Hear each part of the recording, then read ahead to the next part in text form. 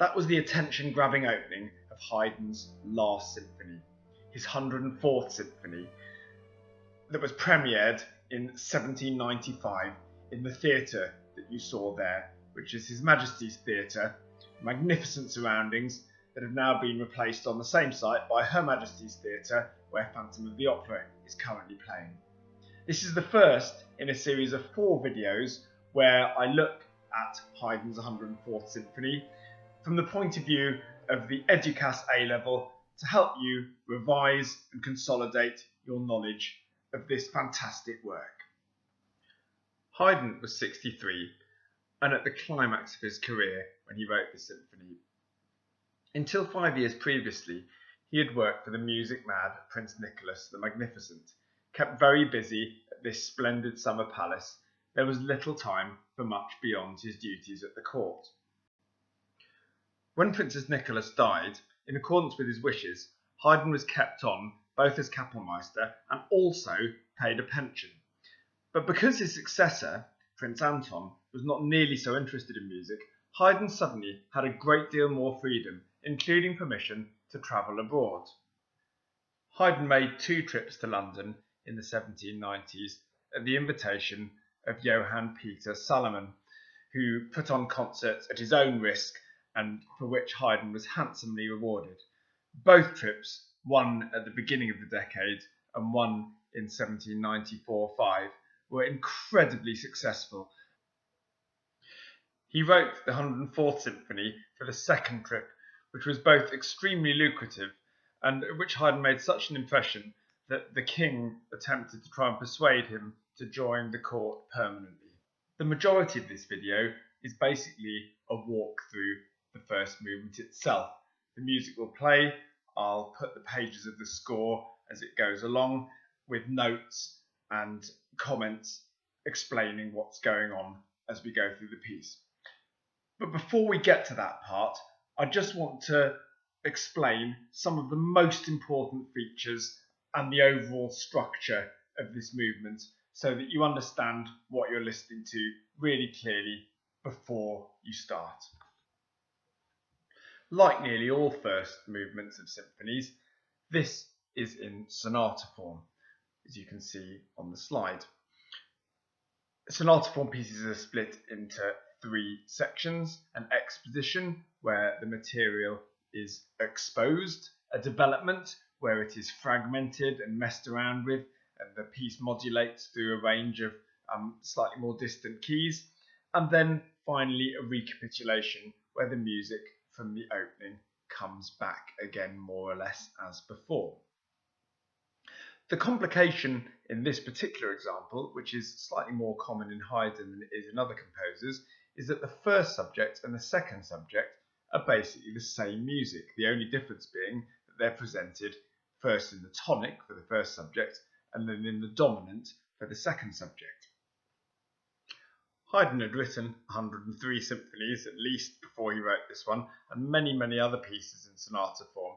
So he's really refined and concentrated his techniques in this piece. And interestingly, in the slow introduction to the movement, he almost has a mini sonata form showing how the structure of the whole movement is going to work. Bar 1 and 2 are like a mini first subject in D minor.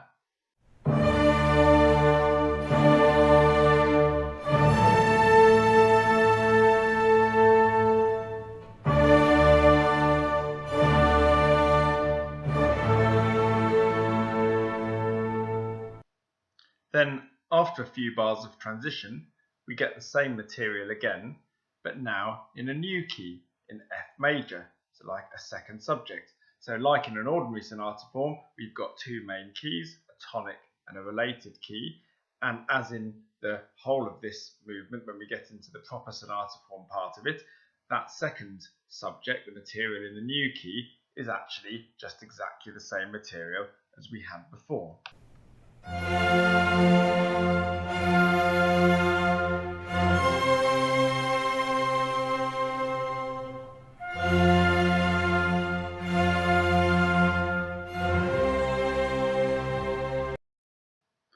Then from bar 9 we get a mini development with a bar hinting at G minor in bar 9, and then in bar 10 hinting at A minor.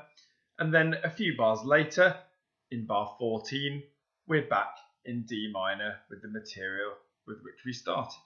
In the first 16 bars then, we see in miniature all the key elements of a sonata form, starting in the tonic, presenting some material, moving to a closely related key. In a major key, that's normally the dominant, but in this case, it's the relative major.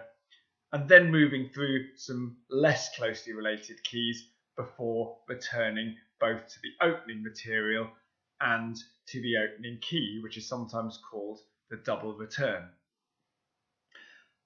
Using just one theme for all of this, as Haydn does, both in these first 16 bars and in the rest of the movement, is called monothematicism. Monothematic meaning just using one theme. And in this symphony, Haydn chooses to make quite a big deal of one of the problems that a monothematic sonata form presents. And that problem happens in the recapitulation. In the exposition, starting at bar 17, there's no problem. We have the main theme played in D major, the first subject.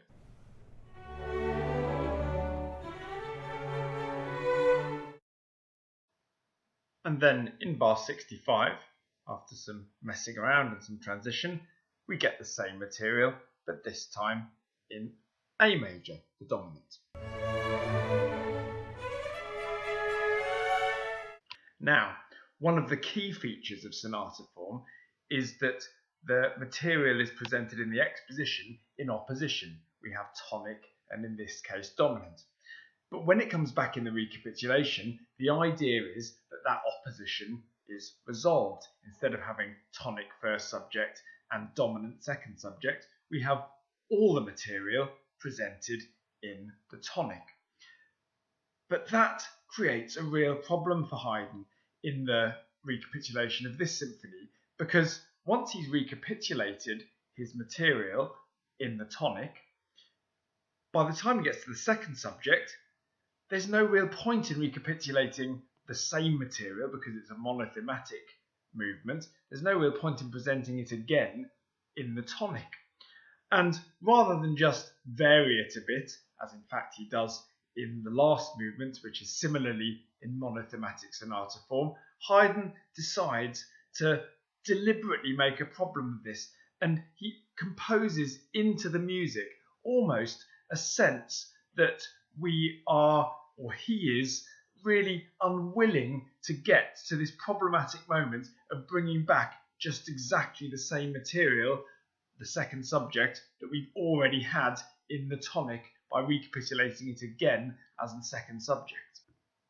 So here on page 28 of the score is that very moment of second subject recapitulation, and you'll see that Haydn winds down. The music gets quieter, down to piano, then most of the instruments drop out, and then at bar 242 all the instruments drop out, and there are 2 bars of complete silence, the ultimate reluctance to recapitulate. And then in the next few bars, Haydn winds things back up again, and we even have a couple of repetitions of the first bar towards the end of that page before it gets going properly on the now delayed and prevaricated about second subject recapitulation.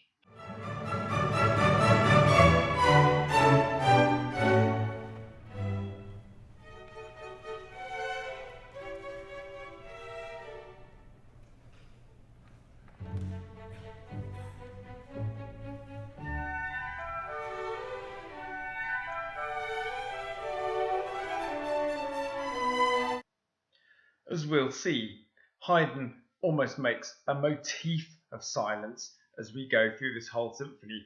All the movements have some significant moment of silence, but this one is particularly standout because of the way in which it brings the construction, the composition of the movement to the surface of the music. It's almost like we can feel Haydn getting to this point of second subject recapitulation and thinking, oh, what am I going to do now? Oh, I hadn't foreseen this problem, although of course he has, and then breaking down into silence before picking things up again. And we see silence in all the other movements in one form or another in the rest of the symphony too. Just one example of the sophistication and the integration and the level of thought and care that Haydn puts into the construction of this work. So talking of motifs, and just before we finally get on to listening through to this movement all the way through, it's worth just pointing out what the main melodic motifs in this piece are. So you can have a little look at this slide. I'm not going to talk about everything to do with it. It's worth saying that that rising fifth idea, which Eduqas doesn't give a label to, is one that appears elsewhere in the symphony, particularly in the last movement. And it's worth pointing out some of the ways in which Haydn uses motifs in this work. So you can see at the bottom of the page there, which is the beginning of the codetta, where he's really intensively using all this material. He takes the falling arpeggio from bar 32, although it's rhythmically moved back in the bar slightly. He takes the X motif from the beginning, but he inverts it, he turns it upside down, and he makes almost a new theme out of that, which is one that he picks up actually in the development as well. So nothing is wasted in late Haydn. All the material that's presented at the beginning is intensively used throughout this monothematic sonata form movement. So now I'm going to play the whole movement with a score scrolling on screen with various features and the main structural elements annotated on it. So I hope you find that useful. I hope you found the rest of the video useful. Obviously you can stop the video in order to note anything down, making sure you've got all the structural points correctly. But otherwise this is basically just a way of revising the features of this movement.